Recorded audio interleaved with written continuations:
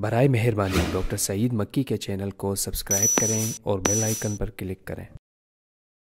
الحمد للہ رب العالمین والصلاة والسلام علی اشرف المرسلین وعلی آلہ وصحبہ اجمعین وبعد۔ اعوذ باللہ من الشیطان الرجیم، بسم اللہ الرحمن الرحیم۔ شہر رمضان الذی انزل فیہ القرآن ھدی للناس وبینات من الھدی والفرقان۔ صدق اللہ العظیم۔ برادران اسلام،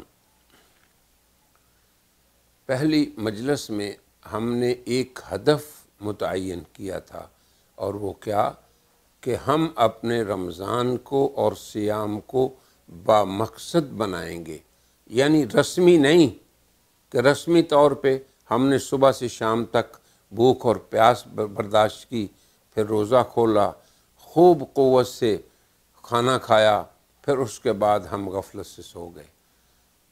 یعنی بامقصد صیام، بامقصد رمضان۔ اب جو آیت اس حلقے میں ہم نے پڑھی ہے، اس کے اندر باری تعالیٰ کا ارشاد ہے کہ رمضان کا مہینہ وہ ہے، شہر رمضان الذی انزل فیہ القرآن، جس کے اندر قرآن نازل ہوا۔ قرآن کیا ہے؟ جو لوگوں کے لیے ہدایت ہے، اور ہدایت کے کھلے نشانات کو وہ بیان کرنے والا ہے، اور حق اور باطل، صراط مستقیم اور صراط الضالین میں فرق کرنے والا ہے۔ تو باری تعالیٰ کے اس ارشاد سے ہمیں رمضان کی بھی عظمت کا پتہ چلتا ہے اور قرآن کی بھی عظمت کا۔ پھر اگر مزید تھوڑا سا میں یہ کہوں کہ ہمیں رمضان کا قرآن سے رشتہ اور قرآن کا رمضان سے رشتہ عنوان سے نظر آتا ہے۔ وہ کیسے؟ کہ قرآن کریم کا جب اللہ تبارک و تعالیٰ نے نزول کا زمانہ اختیار کیا، تو وہ کون سا؟ بہترین زمانہ، زمانوں میں سے بہترین زمانہ۔ سال کے اندر ان عدت الشہور عند اللہ 12 مہینے ہیں، ان میں سے افضل ترین مہینہ رمضان کا اختیار فرمایا۔ اور قرآن کا محبت افضل الرسل، سید الرسل اور سید الانس والبشر جناب محمد رسول اللہ، اور لانے والے افضل الملائکہ، اور اترنے کی جگہ افضل البلاد بلد اللہ الحرام۔ تو یہ سب فضیلتیں قرآن کو حاصل ہیں، اور وہ قرآن اس شہر رمضان میں اترا۔ اب آگے بھی دیکھیں ذرا، قرآن کریم کے شروع میں ہی اللہ تعالیٰ اس کتاب عظیم کا تعارف یوں کراتے ہیں، ذالک الکتاب لا ریب فیہ، یہ کتاب جس میں شک نہیں۔ کون سی کتاب ہے؟ کس مقصد کے لیے آئی ہے؟ ھدی للمتقین، یہ تقوی والوں کے لیے ہدایت ہے۔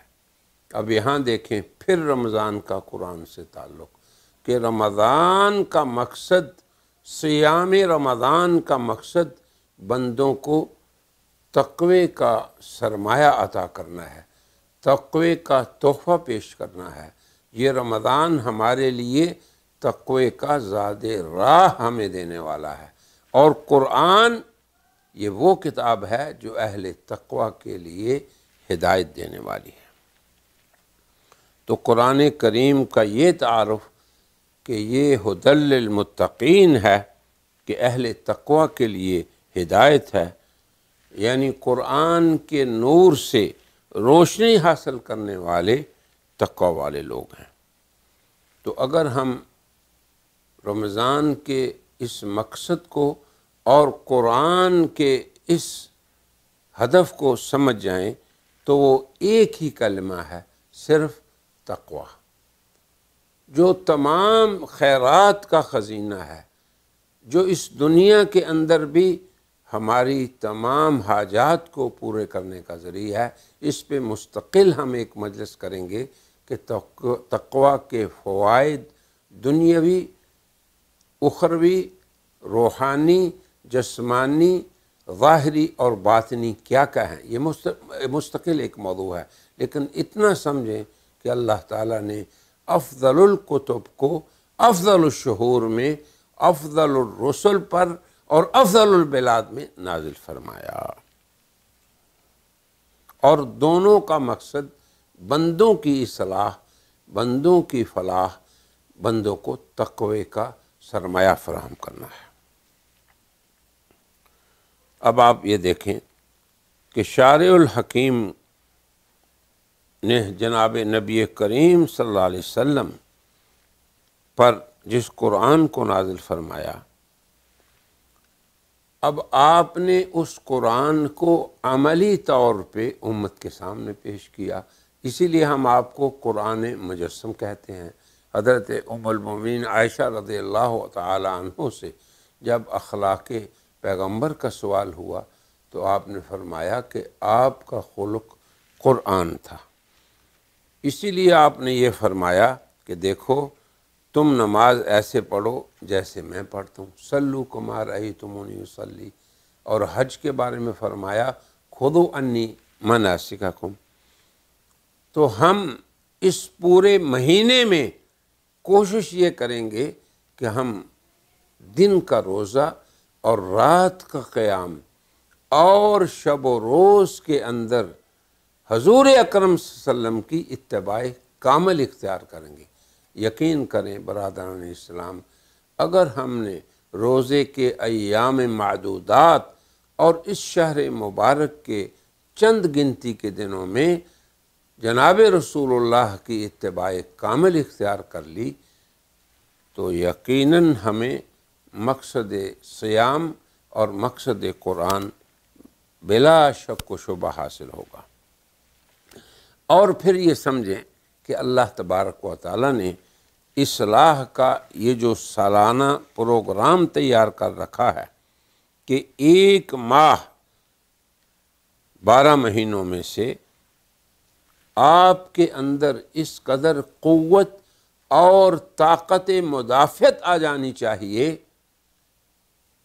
کہ آپ اپنے دو دشمنوں نفس و شیطان کا مقابلہ کر سکیں اور ان کو شکست دے سکیں اور فاتح اور غالب آپ ہوں۔